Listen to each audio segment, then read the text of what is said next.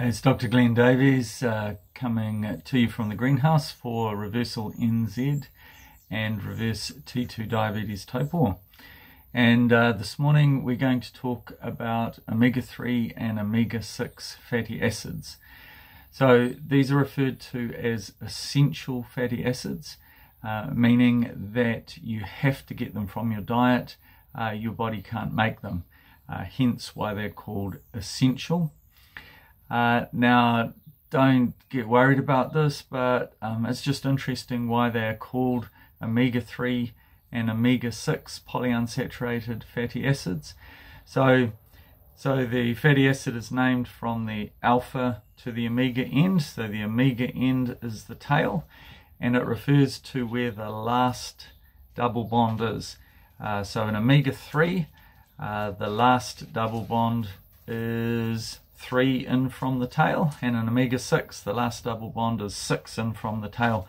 So for example, they might be 18 to 22 carbons long.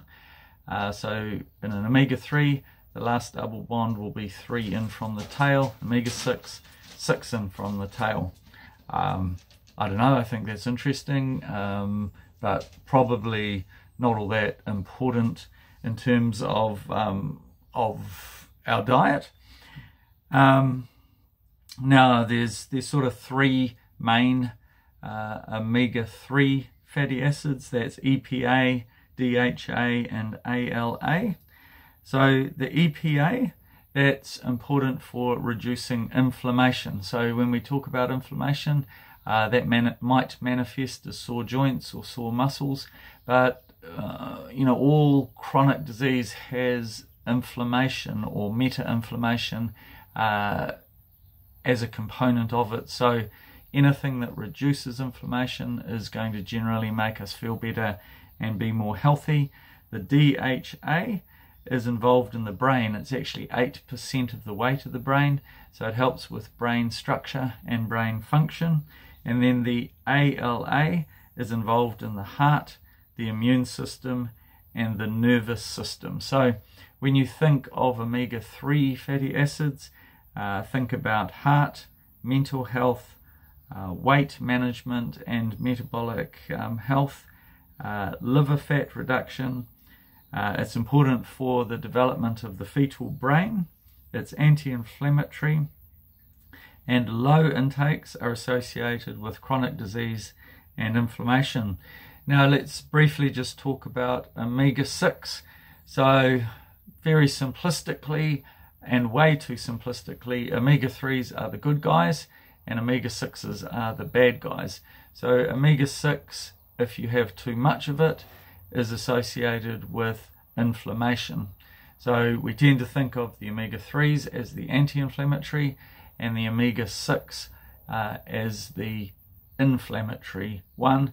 That's an oversimplification, but quite a good way of thinking about it. So, the omega-6s are important because the acute inflammatory response is important, but we tend to have too much chronic inflammation, and the overabundance of the omega-6s in our diet may be contributing or even the cause of that chronic inflammation, which is associated with chronic poor health and conditions like arthritis and diabetes, to name a few. So what's important is the ratio. Now, we always talk about the ratio of 6 to 3. Seems a bit weird because 3 comes before 6, but when we're talking about the ratios of omega fatty acids, we're talking about 6 to 3. So when we look at traditional healthy diets, the ratio of 6 to 3 seem to be about 1 to 1. So people seem to be getting as much of the omega-3s as they were of the omega-6s.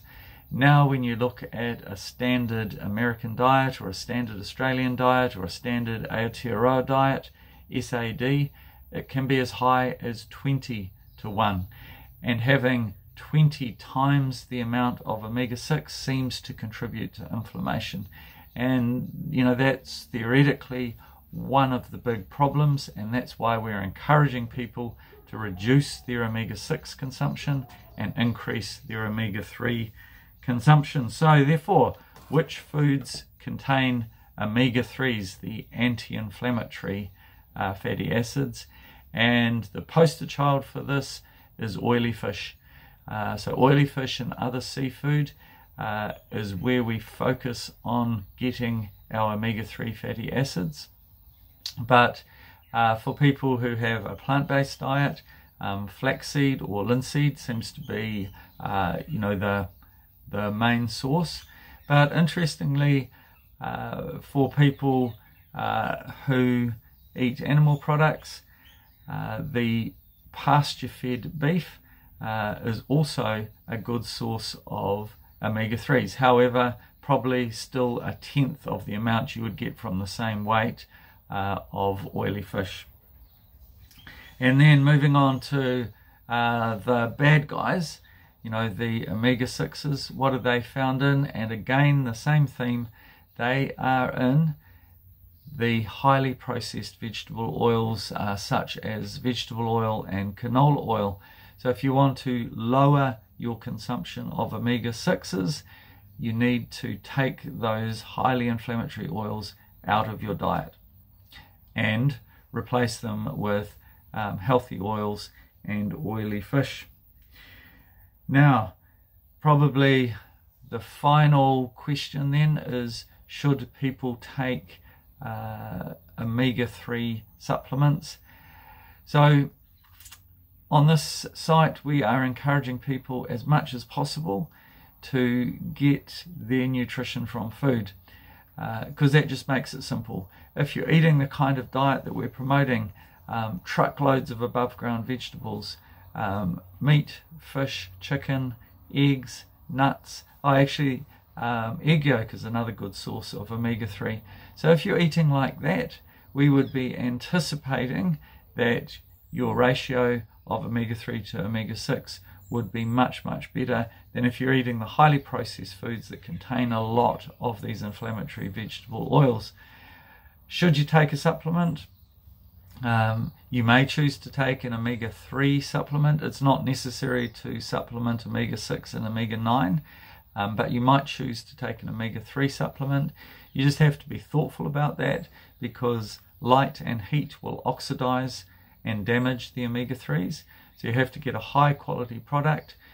And one of the other considerations is that some of the predatory fishes have high amounts of toxic heavy metals, and I'm not sure about now, but in the past that has been transferred into the omega-3 oil supplements.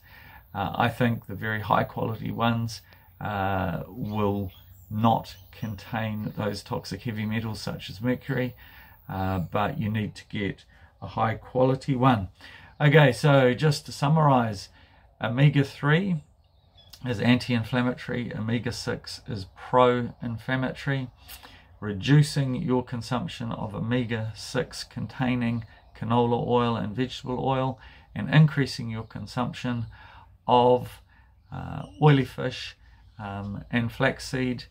Also, nuts are going to be good sources of omega-3, and hopefully the result is that your brain functions well, your heart functions well, you're not forming blood clots, and your inflammation is low. Thank you.